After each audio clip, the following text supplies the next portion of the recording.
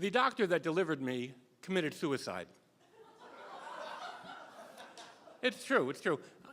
Now, I don't suggest that there was any causal link between my entrance and his departure, but I bring it up only because I really do believe that random acts, and those were two random events are really what is in charge of our lives. We may think it's planning or intent, but it's just odd things happening at odd times. Take work, for example. I recently completed a 30-plus year doing marketing materials for an architectural engineering firm, several architectural engineering firms. And it was a successful career. I enjoyed it. But, and this may surprise you, that is not what I wanted to be when I grew up. That's not what anybody wants to be when they grow up. If you have a kid that tells you, a 7-year-old kid that tells you, I want to do marketing materials for an architectural engineering firm, you have an extraordinary child there of one sort or another.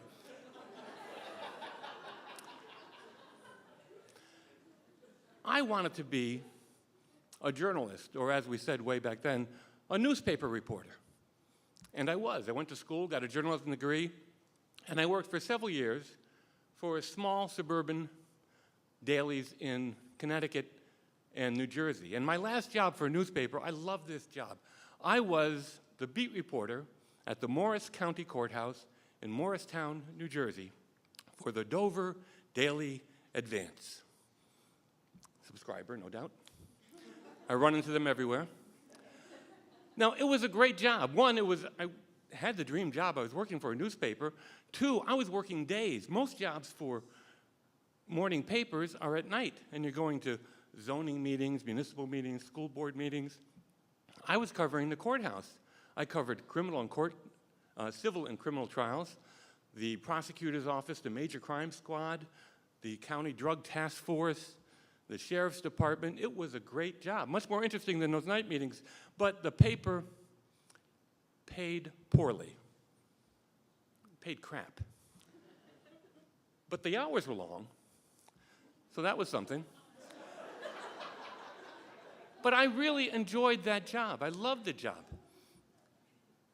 Now, I could have jumped to another local paper, but the truth is they wouldn't have paid me all that much more, and I would have ended up working nights and going to zoning board meetings, municipal meetings, and school boards, and I really preferred the job that I had.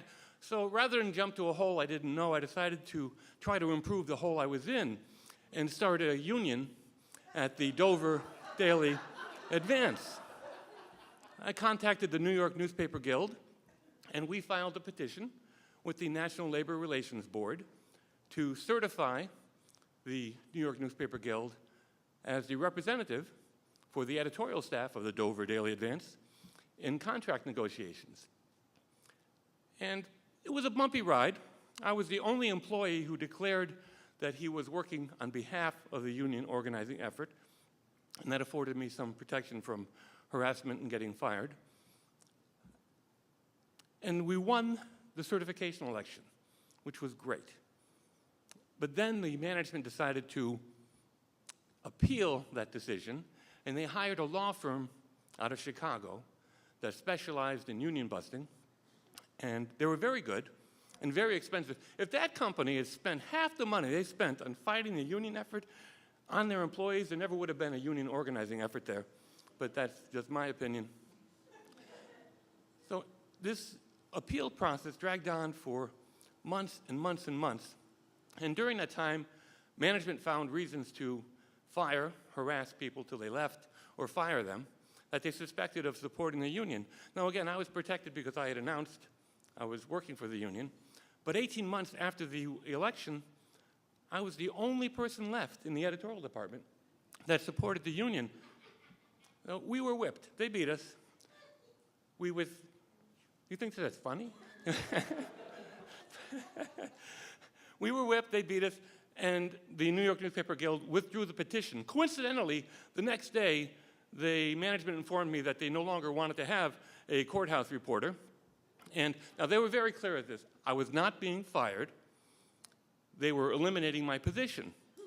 Now, the difference between being fired and having your position eliminated is that it takes a little bit longer for you to say, my position was eliminated. There is no practical difference between those two events. But not to worry.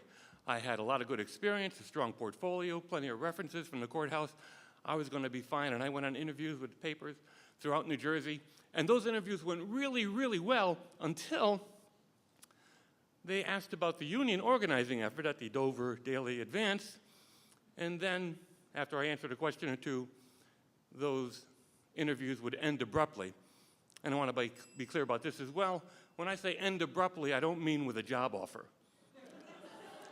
The interview was over, and I was escorted out.